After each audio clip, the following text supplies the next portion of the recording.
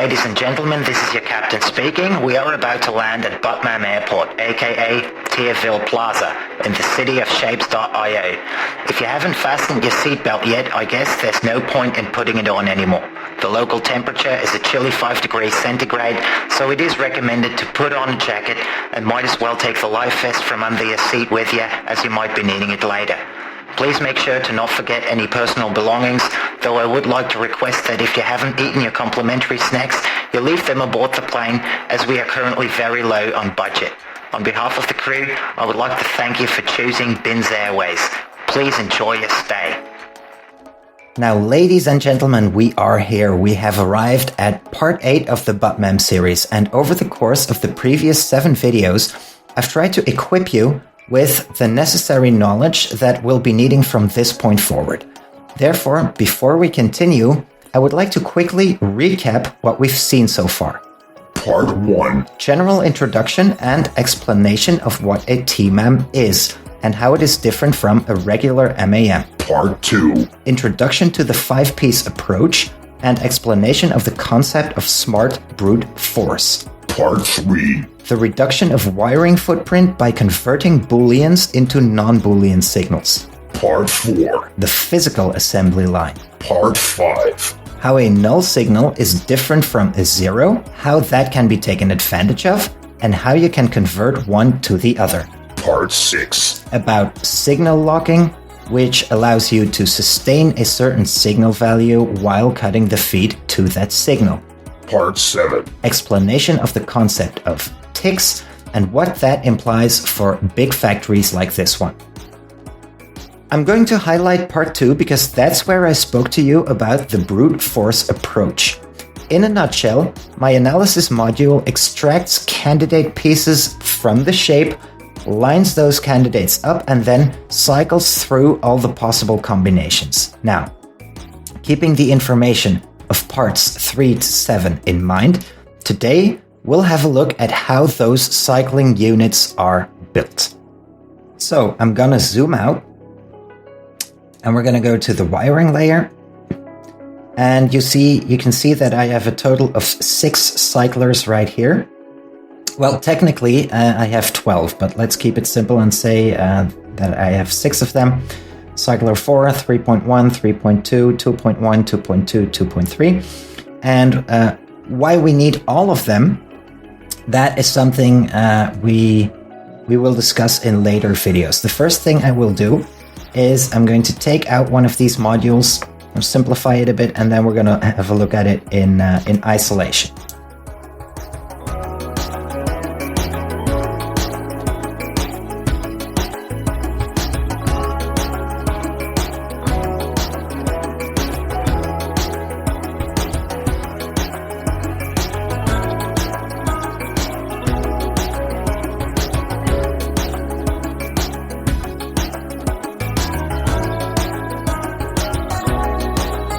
Here is the wiring module in its totality, and one of the first issues with the current point that we have gotten at is that this module is already so large that it doesn't fit the screen, which makes it harder in and of itself to understand what is going on, right? So we're going to have to zoom in to see the actual units, and we are never going to have the entire module on one screen. Now, what does this module do? Below, at the bottom, we have candidates, right? And in this case, I just took circles of different colors. Those are my 8 candidates, and this module is going to cycle through them. The way this is triggered is with a button. I use the button now in the bigger machine. This is obviously going to be a signal, a Boolean signal, so 1 or 0 coming from another machine, and that signal will be a pulse, right? So what this machine is going to do is, when it receives a 0, it will try a candidate, and then the signal switches back to 0, and nothing will happen. The first candidate is retained. If we receive a new pulse, then it will switch to the second candidate, like so. I press the button and I get my first candidate, which is the red circle. Press the button again so it is 0. The circle is retained.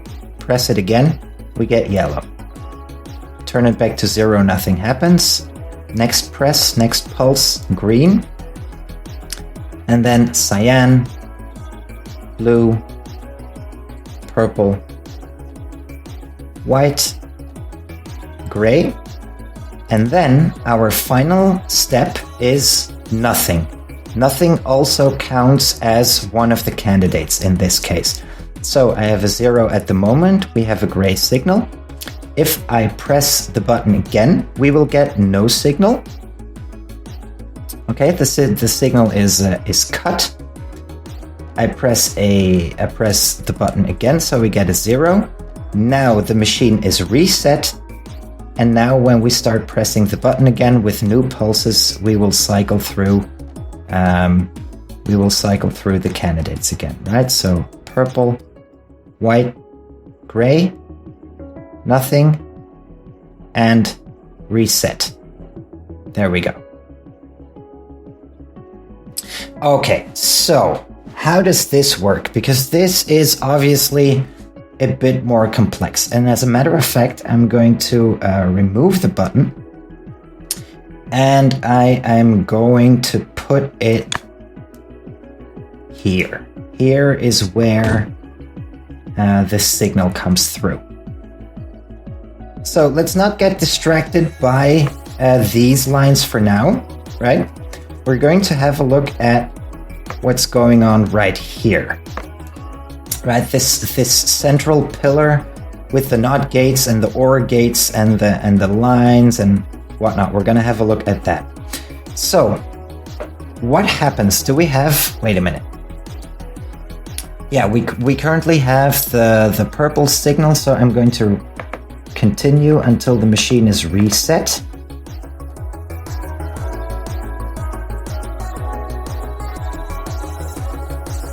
Okay, there we go. This is the initial state, okay? When I press the button, in other words, when the machine receives a pulse, then the first thing that will happen is the pulse is fed into this OR gate, right? The OR gate, the bottom input of the OR gate, or the output of the OR gate, is linked to the top input of the OR gate. And that will mean that initially the signal will sustain itself. So when I press this button, this OR gate is triggered and the signal is fed back into the OR gate, which means that if we press the button again and the signal becomes a 0, then this signal will be sustained. This signal is connected with our first candidate, which means that the red circle is allowed to pass. Now, the 1 is also connected to this NOT gate and to this AND gate. What will happen when I press the button again is that this line will become a 0, this NOT gate will turn into a 1, and because we have a sustained signal here, this transistor is now activated, which means that the press of the button will send a 1 through the transistor, activating this OR gate, which then runs into the AND gate. But at the moment I press the button, this 1 will become a 0, right? So for now, the AND gate will still keep outputting a 0. The 1 on the right and the 0 on the left will be flipped. I will be getting a 1 on the left and a 0 on the right. But this OR gate will have a 1, And because of this transistor, because it is active, we will generate another loop, another constant sustaining one loop. So what this does is, if I press the button once, half of this module receives a sustained signal, and if I press it again, then both halves of the module will receive a sustained signal. And as soon as that happens, as soon as I have pressed this button twice, that is the point where the AND gate will activate. Okay? So let's look at this. I'm going to press it and we're going to get a 0 again. So this is turned off. The NOT gate is triggered and this loop is now being created. And as soon as I press the button again, we will get a 1, and this will trigger the exact same mechanism, but on the next layer. And the next layer is connected to our second candidate. So if I press this again, we will get the yellow circle, which will be triggered here.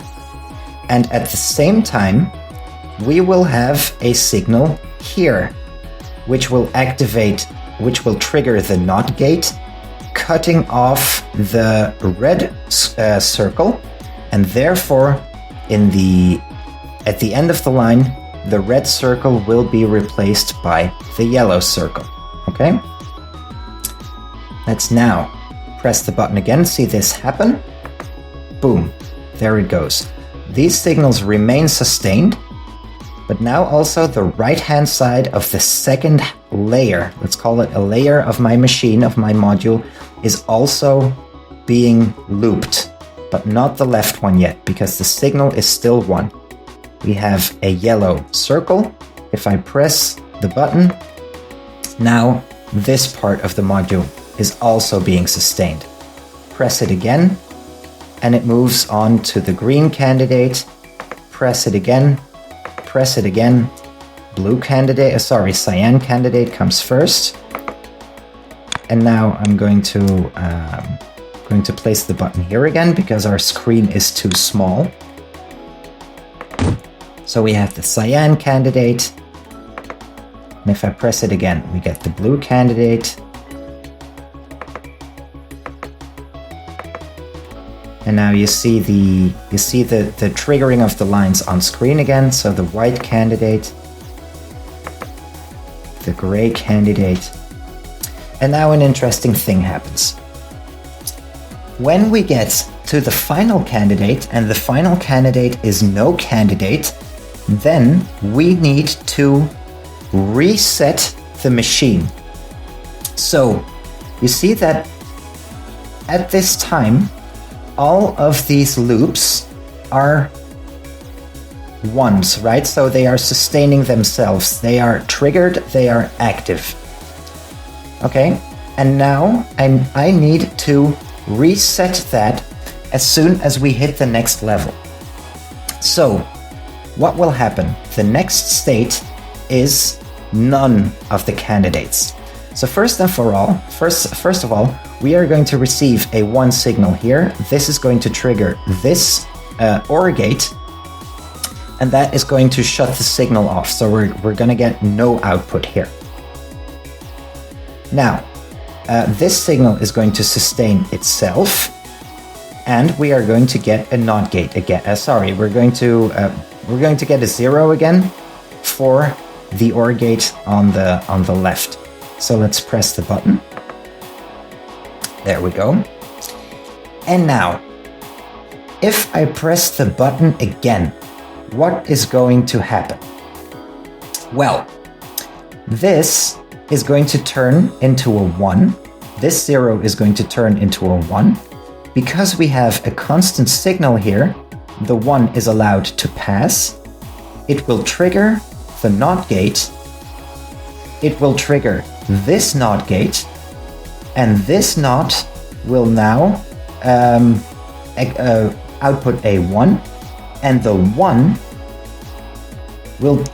flip the ones that are that are powering this and all the other transistors, and that will make sure that it will cut off the feed to this OR gate, and this OR gate will reset this OR gate.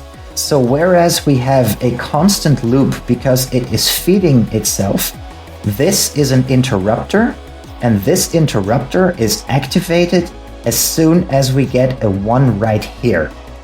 I assume this is confusing, but I hope you're still with me, right? So this is how that module is reset, and this line runs to the bottom, so it's going to reset all of the 8 layers. Okay, at the bottom it loops, and it's going to do the ones on the right hand side as well. It's going to interrupt those self-sustaining signals. And then back at the top, it is also going to reset itself. And so, I spoke to you in the last video about ticks and how everything happens super fast. And this is one of those examples, you need to understand what is going on, because if I press this button, look at what happens. Boom. It happened in less than a second, right? Roughly half a second. And you have to understand the mechanism of what is going on, because otherwise you don't have the time to, deduct from what you see. You cannot trust your eyes because it's all happening too fast. So let's do it again. The red, the yellow, the green, the cyan, the blue, the purple, the white, the gray, and now nothing and reset. There we go. That's basically what's happening. Now, that's the basics of this module. The next thing is that I want this machine to work even if it has fewer than 8 candidates. Okay, so in this case, this module is built to have 8 candidates, plus, the 9th candidate being no output at all.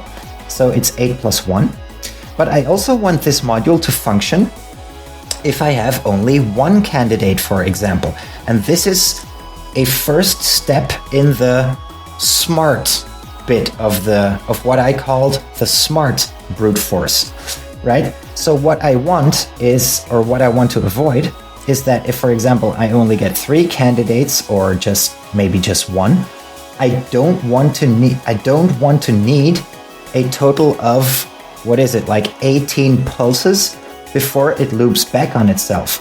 What I want is that if I have only 1 candidate, then my alternation should be red circle, nothing, red circle, nothing, red circle, nothing. And based on what we have explained up to here, if I would just let it run like that and I only get 1 candidate, for example, right, then I would get red circle, nothing, nothing, nothing, nothing, nothing, nothing, nothing, nothing, and then it loops back to the red circle. That is something I want to avoid. And that is what these lines on the left do. So, with NOT gates, what these lines do is they are connected to the other side of the left OR gates. And it means that if we have fewer than 8 candidates, then the lines on which those candidates are missing, they will kind of provide a bypass mechanic within this module. Okay, so I'm going to reset the module again. Let's see, red. Oh, it was reset. I'm a dummy. Okay. Red, yellow, green, cyan, blue, purple, white. gray, and then reset. There we go. Now, what am I going to do? I'm going to cut every second signal, let's say. Okay, so we're gonna take the primary colors plus white or something. Okay, so now we only have 4 candidates instead of 8. And now, what do you see? Let's take the yellow line, for example, right? It doesn't have a signal. And because it doesn't have a signal, this NOT gate is going to transform that into a 1. And we see that because it is a 1, this infinity loop on the left-hand side of the module, on the second layer, the yellow layer, is already triggered. And that means that when we get a signal from below, this signal will immediately continue to the third layer, effectively bypassing the second layer. Okay, so let me put my button where we can see it. There we go. If I press it now, you're immediately going to see that, well, first I need to activate the red circle. But after that, it will immediately take the green circle because thanks to this mechanism, because this one is already sustained and looping, it will immediately bypass that module and skip to the green one. Look at the magic. First, red, cut the signal, and with the next pulse, I had a frame drop right now. Okay, let's do it again. So now the machine is reset, okay? Let's look at it again, and hopefully we won't get any frame drops now. Red, and boom. So it is immediately bypassed, the AND gate outputs a 1, and it immediately triggers the green circle, and the yellow circle is not there. It is not there. The signal, let's see, the transistor may receive a 1 on the side. It doesn't matter because we don't have a signal that can be forwarded, right? So over here, the red signal is allowed to pass, and then it gets cut by the green signal here. That is how that works. So if we have fewer than 8 candidates, any amount of candidates, it works, right? If I press the button again, I should be getting blue. There we go. And now white. And now nothing. And then red again, right? Red, green, blue, white, nothing. There we go. That's how that works. Now, that's a part of it. This is one module. Okay, this is one cycling module. But I have plenty of cycling modules, right? I have 12 in two pairs of 6. And what is the thing I want to do is I work with combinations of candidates, right? So what I want is I want to chain those up, and if the machine receives a pulse, then it should cycle through this module first, and only if this module resets, this one should receive a pulse, right? So first we are trying on the left, let's say we're trying the red circle. Then I want the pulse on the right machine to go red circle, yellow, green, cyan, blue, purple, white, gray, nothing. And then when this tries the red again, I want to get a red here. It cycles again. And when I am done with all my candidates, a pulse should be sent, and this should swap to yellow, right? So this module should receive 1/8 or 1/9 actually of the pulses that this receives. So let's look at how that works.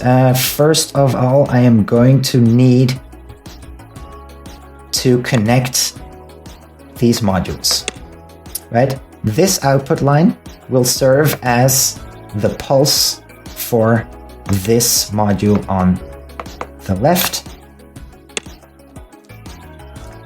Okay, and then I also need to connect my display so we can have a look at the output.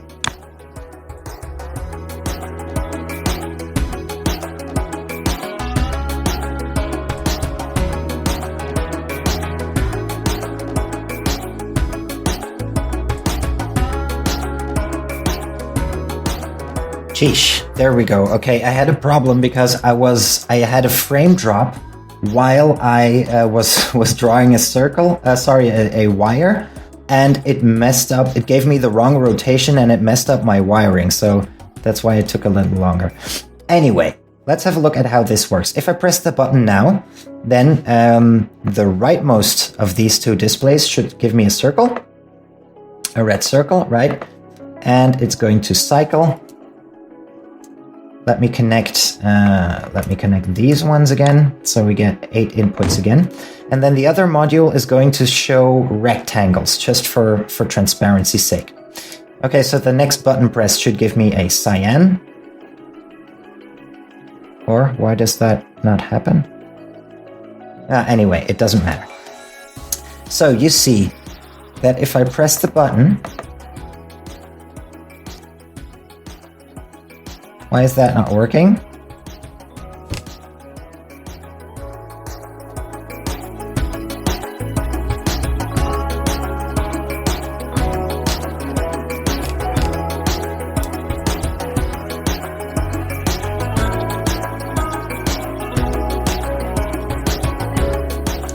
Jesus. Okay, sorry, I had some problem with my wiring. Okay, here we go again. So if I press the button, fingers crossed, I get a red circle on the right, a yellow circle, a green, a cyan circle, a blue, purple, white, gray. And now, nothing on the right, but a red square on the left. Boom. There we go. Now we press the button again, and we get the same cycling method on the right, but with the retained signal on the left. Okay? And if I now repeat that, gray, and if I press the button again, then the red square will switch to a yellow square. Whoomp. There we go. And the system repeats. Okay? So how does that work? Well, you can see that as we are approaching the end of our candidate row, right? If I press the button once again, then this AND gate will output a 1. This one will trigger this OR gate. The OR gate will create a loop. And this line, that one is connected to the next module. So only when the module on the right hits the end of its series of candidates and outputs a null, not a shape, it cuts this shape, then a pulse will be sent to the next module. So we can see this. If I enable the button, then this line is a 1 and this line is connected to the next machine. And that is how that works. So this is an example with 2 modules connected to one another. But as I told you before, in the final machine, these are 12 of these units combined with one another. So you can already guess that this one is going to be extremely slow, okay? Because this one only moves up one cycle for each 9 of these pulses. So you can divide by 9 every time, which is, you know, super duper slow for this final module to receive a pulse in the first place, right? How I try to reduce that as much as possible, that is something for the next videos, because I think I wanted to explain the concept of how these cyclers work first. I think that is enough for this video today. So I hope you agree that we are definitely on, you know, more advanced territory now. I hope you are still, you know, following along nicely, and I hope that I achieve clear explanations with this, how this works. But this rotating mechanism that loops back on itself and resets itself based on a pulse, that is definitely some advanced matter already. And what I am going to do finally, instead of the button, is I'm going to create a really simple mechanism that will create a pulse in and of itself. And we could do that with transistor and NOT gate play. For example, let's see. Well, here's where the concept of ticks comes in handy, right? So each of these, come on now, transistors adds 1 tick to the tally. So if I take 4 and then, come on now, 8 and then 12 and then 16 and then 20, and let's say I copy that like so.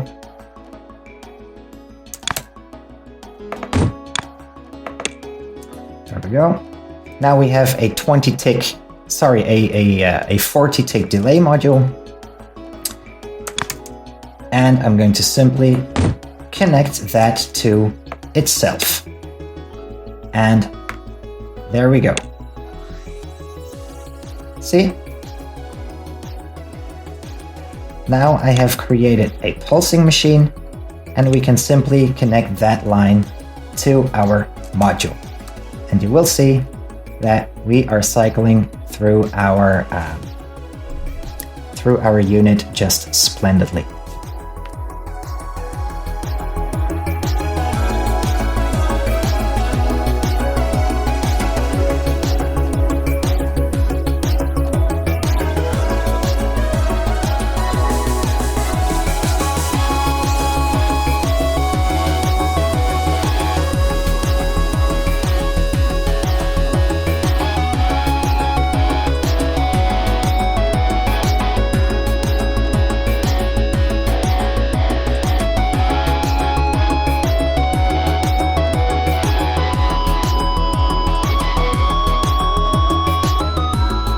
Okay, so that was basically it. That was what I wanted to show you today. I hope you enjoyed. I hope maybe you learned something new. This type of module that cycles and that loops back on itself, repeats itself, and then, you know, does the same procedure over and over and over and over. This is something I definitely learned between the last TMAM attempt that I did, for which I uploaded a video, and this BUTTMAM. This was new territory for me. This was something I needed to explore. And I think when I look at this module myself right now, where is it? There it is. I think this can be made more efficient now that I look at it. But I have already started the series, so I am not going to tamper with it. I'm not going to change the machine while I am, you know, showing it off between one episode and the next, because that would be that wouldn't make any sense, right? So these are the modules I am working with. These are the modules I will explain. And yeah, if you